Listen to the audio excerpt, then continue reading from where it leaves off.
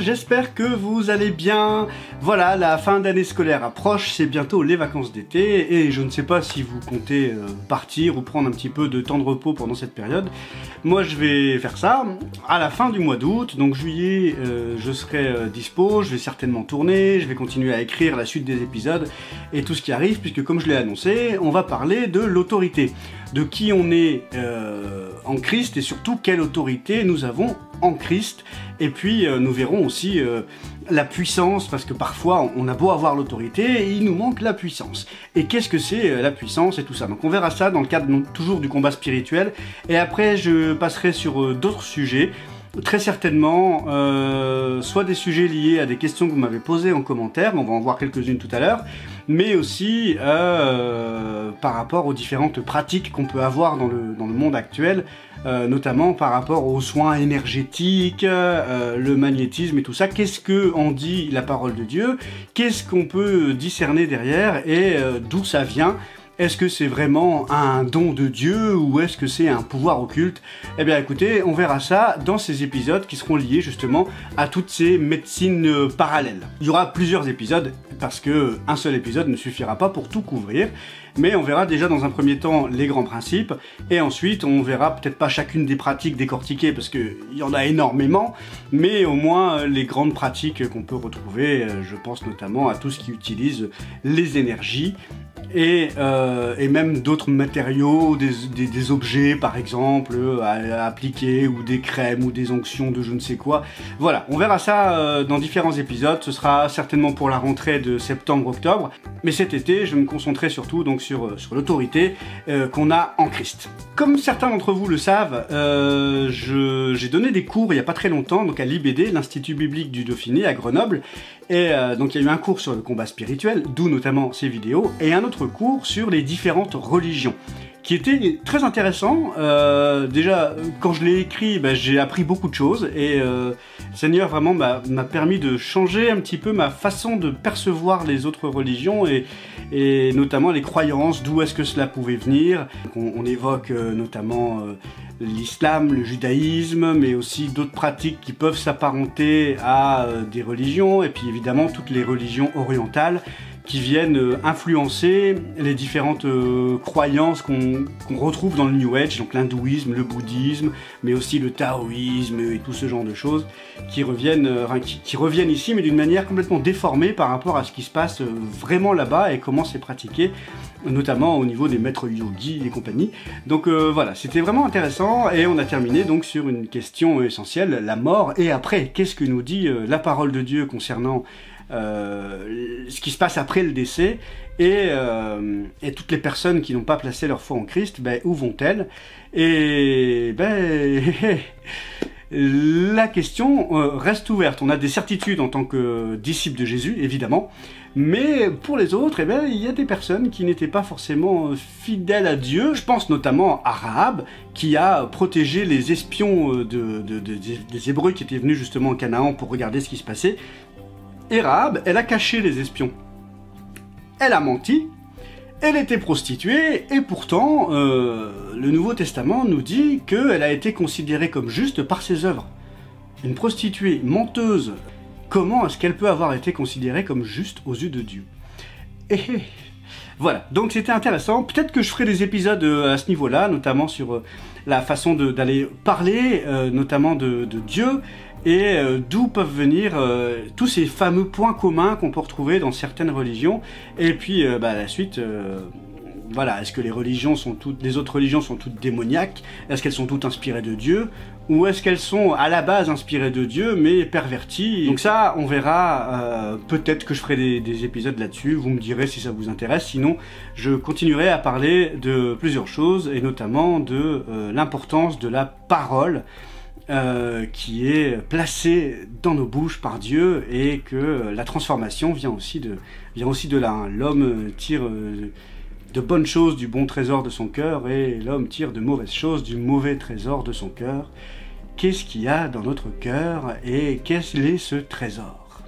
Alors, je voudrais continuer donc sur quelques commentaires que vous m'avez posés. Il y en a certains qui datent, hein, mais voilà, je lis les commentaires, et oui, même si je réponds pas toujours. parce que soit sur le moment je peux pas répondre parce que j'ai juste pas le temps, puis après j'oublie parce que je fais plein de trucs, soit j'ai pas encore les réponses, soit tout ça. Donc il y a l'un d'entre vous m'a posé cette question: tu pourrais m'éclairer sur les Esséniens s'il te plaît? Oui, je peux faire un épisode sur les Esséniens, en sachant que tu trouveras déjà des choses dans ce livre qui s'appelle le Dictionnaire de Jésus et des Évangiles. Il y a des choses sur les Esséniens, il y a plein d'autres sources un peu partout. Donc je vais essayer de faire un épisode sur ce groupe justement des Esséniens qui vivaient à l'époque de Jésus, de manière objective.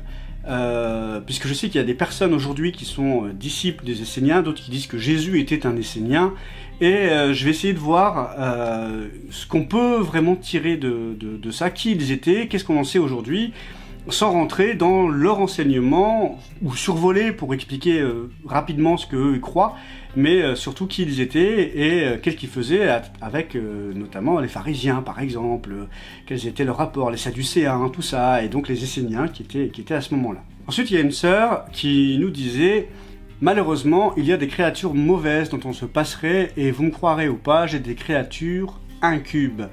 Elles ne me lâchent plus, mais je ne les laisserai pas m'avoir, j'ai déjà eu une libération, mais hélas cela n'a pas marché, je pense que je n'avais pas assez la foi. Alors, ces créatures incubes ou succubes pour certains sont ce qu'on appelle des maris de nuit ou des femmes de nuit. Je ferai un épisode là-dessus, comme ça tu pourras voir un petit peu d'où ça vient, qui sont ces démons, hein, parce qu'en effet ce sont des démons, ce ne sont pas des anges envoyés de Dieu pour venir faire des choses sexuelles avec nous pendant la nuit. Et alors, tu dis que tu n'avais pas forcément la foi, mais quand quelqu'un vit une délivrance ou une guérison, ce n'est pas une question de foi. Sinon, quand Jésus a dit à Lazare: Lazare, sors, alors que Lazare était mort, est-ce que Lazare pouvait avoir la foi? Il était mort. Ben non. Donc il n'est pas une question de foi pour toi, mais une question de foi pour la personne qui prie pour toi, pour le positionnement que cette personne a. Et tout cela, on pourra le voir notamment dans les épisodes sur l'autorité et aussi sur la puissance. Et j'ai vécu des délivrances, et pas forcément avec des hommes ou des femmes, mais aussi en lisant la parole de Dieu et en comprenant qui je suis. En écoutant des enseignements, en écoutant d'autres choses, j'ai pris conscience, le Seigneur m'a révélé qui j'étais et l'autorité que j'avais, et ça m'a permis justement de vivre des choses en songe ou même en étant éveillé, où j'ai combattu des esprits démoniaques et j'en ai été complètement délivré. Et donc tu termines ton témoignage en disant: mais j'ai encore du chemin à faire pour avoir la foi. Eh bien je te rassure, c'est le cas de tout le monde. Moi aussi j'ai encore beaucoup de route à faire. J'ai envie de dire même 100% des personnes qui regardent cette vidéo ont toutes et toutes du chemin à faire pour être pleinement à l'image de Christ. Il y a des personnes dans les églises que je peux fréquenter qui ont parfois 40 ou 60 ans de conversion, qui sont pasteurs, qui ont eu plein de fruits, enfin des choses extraordinaires, et qui nous disent: ah, tu sais, Dieu est si grand, j'ai encore tellement de route à faire. Alors qu'ils ont plus de 60 ans de conversion, ils ont eu des résultats de fous par le Seigneur, et voilà, donc soyons humbles, et oui, nous avons tous de la route à faire, du chemin à faire, sur le chemin de la foi, et pour être pleinement à l'image de Christ. Et du coup, je vais enchaîner sur un autre commentaire. Ce serait vraiment formidable que tu puisses un jour faire un sujet sur la prière ou sur l'intercession. Les années de prière pour les nôtres parfois démontrent sans aucun doute que nous prions. Comment dire? Mal. Car enfin, pour moi, en tout cas, rien ne se passe. Tu me dis, tu es béni. Merci. Oui, je vais faire un sujet sur la prière, sur l'intercession, qui sont des armes puissantes, notamment dans le combat spirituel, avec la louange, avec l'adoration. Et comment faire pour bien prier. Il ne s'agit pas de lire des prières toutes faites avec des formules magiques. Beaucoup de choses reposent sur l'intention, sur la foi et sur ce que Dieu a dit. Et je terminerai sur un commentaire que j'ai vu sur la chaîne TikTok, parce que donc Oriane, avec qui j'ai pu apporter mon témoignage il y a quelque temps, m'a notifié. Et c'est une personne qui dit: vous avez raison, moi personnellement je travaille avec les énergies de l'archange Raphaël et des 22 anges guérisseurs. Je prie chaque matin et soir. Alors, l'archange Raphaël, on n'en parle pas dans la Bible canonique, on en parle dans les livres qui sont deutérocanoniques, qui ont été reconnus canoniques dans un deuxième temps.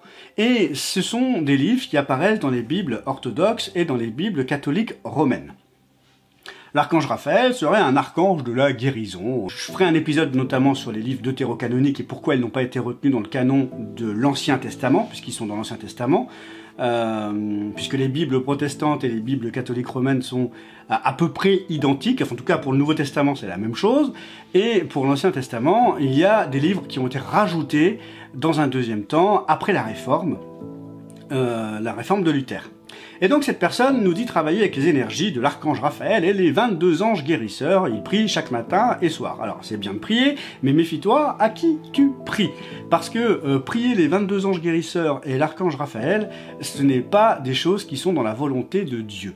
Dieu nous demande de le prier lui et lui seul, au nom de Jésus. De demander à Jésus de lui déposer nos fardeaux, lui faire part de ce qu'on vit, de ce qu'on traverse, pour que lui puisse agir derrière. Peut-être que lui enverra des anges guérisseurs notamment, mais c'est pas à nous d'aller demander aux anges de faire des choses. D'ailleurs, j'ai fait des épisodes par rapport à ça, vous pouvez aller les voir concernant les anges, nos relations avec les différents anges, parce que même si un ange se présente à nous, qui est véritablement un envoyé de Dieu, qui nous parle, ou qui vient nous aider, on peut lui dire merci, c'est quand même la moindre des choses, que de remercier quelqu'un qui est venu nous aider. Mais la personne à remercier en priorité, c'est Dieu.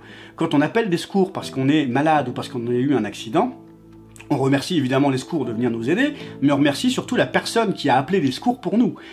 Parce que sans elle, les secours ne seraient jamais venus. Et s'ils n'étaient pas venus, ben on ne serait plus là.